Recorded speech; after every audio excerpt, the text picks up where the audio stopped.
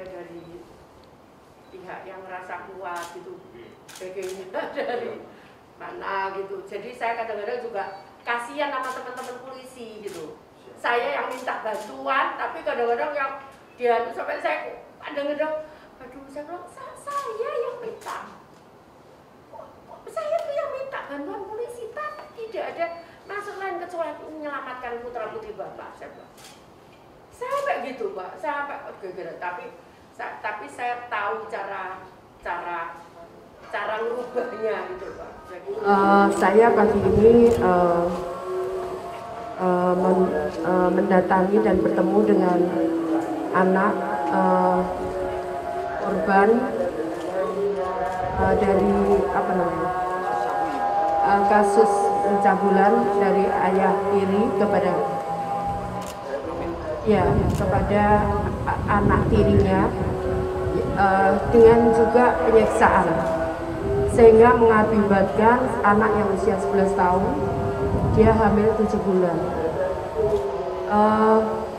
Diperkirakan bulan April Mei dia akan melahirkan. Nah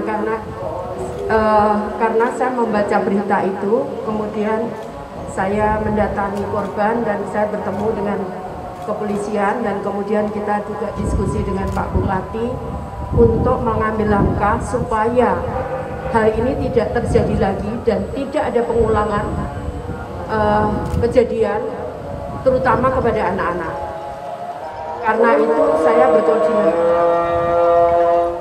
Saya memang monitoring, jadi saya di Kementerian Sosial ini kami punya media scanning, baik media online maupun media tulis, cetak, dan maupun media sosial. Itu kami men-scanning itu. Saya kemudian kenapa saya kemarin saya tahan-tahan, ada berita macam-macam di Sidoarjo, saya masih coba tahan, tapi karena ini kemudian berat, menurut saya ini kasus paling berat karena ada penyiksaan kepada anak, kemudian ada ruda paksa. Nah, sehingga menurut saya ini adalah yang paling berat. Nah, karena itu dan itu ada hubungan meskipun anak tiri, dia ada hubungannya. Jadi menurut saya ini kasus yang paling berat. Karena itu tadi saya sampaikan, saya komunikasi dengan kepolisian untuk bagaimana menuntut pelaku ini seberat-beratnya. Saya akan meminta itu karena ini menurut saya sangat berat tindakannya begitu. Nah, setelah itu saya bicara juga dengan dari kepolisian untuk menyelesaikan masalah-masalah yang lain, terutama kekerasan kepada perempuan dan anak.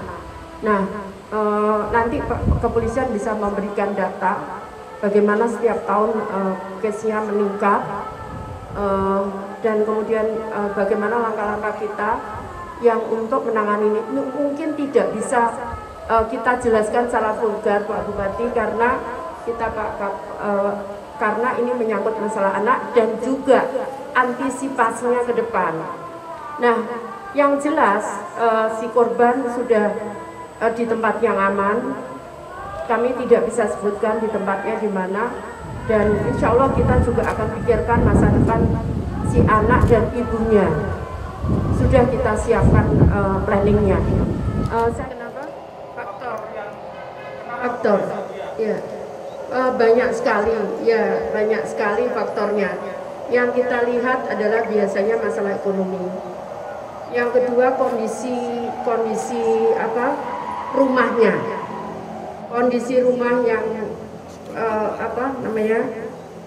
sempit dan sebagainya itu juga kemudian juga masalah kekuatan psikologi keluarganya. Yang keempat ini masalah lingkungan anak. Ini juga berpengaruh. Anak-anak sekarang bisa membuka apapun, bahkan tadi saya diberitahu ada video call seks. Itu yang anak-anak itu bisa berkomunikasi dan melihat langsung. Saya juga komunikasi dengan Kementerian Kominfo untuk ini. Nah, itu penyebabnya. Jadi banyak sekali faktornya seperti itu kira-kira. Ya dia tentunya shock karena dia itu alami cukup lama ya. Tapi insya Allah kita ada pendampingan psikolog untuk terus menerus mendampingi, dan insya Allah dia akan kita sama-sama sesuai dengan kesepakatan. Kalau si anak relatif tidak terlalu banyak bicara, mungkin dia masih shock juga, tapi kita bisa komunikasi dengan ibunya. Tapi yang paling penting sekarang ini si anak dan ibu, apapun kita harus perhatikan perasaan ibu. Itu sudah kita bisa tangani, kita bisa handle. Setelah ini mungkin akan kita petakan secara detail, termasuk juga akan membentuk satgas.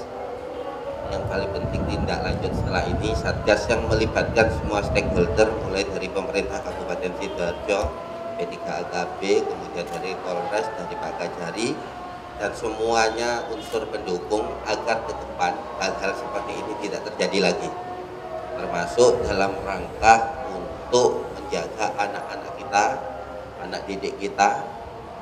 Jadi ini timnya secara utuh, termasuk dinas pendidikan nanti, karena usul termasuk salah satu yang harus ditangkal adalah penyebaran pornografi juga baik dari SD, SMP ataupun SMA. Ini yang mungkin yang bisa kami sampaikan. Terus terang kami prihatin karena kejadian ini masih terjadi dan di wilayah Kabupaten Sidoarjo. Jadi untuk terhadap kejadian ini, terutama kasus yang terakhir kemarin kami sudah share kepada teman-teman media, itu kami lakukan penegakan hukum, kemudian kami tahan tersangkanya, dan juga kami akan lengkapi proses penyidikannya sehingga nanti berikut untuk kami ajukan ke JPU untuk dilakukan proses sampai dengan nanti di pengadilan. Mengenai kasus terhadap utamanya kekerasan anak atau KDRT, dari data kami sampaikan bahwa dari tahun 2020 hingga 2021 mengalami kenaikan, antara lain mengenai persetubuhan ataupun perbuatan cabul dan juga kekerasan fisik. Berikut juga dengan data kasus mengenai kekerasan dalam rumah tangga, ini juga dari tahun 2020 hingga 2021 ini mengalami peningkatan.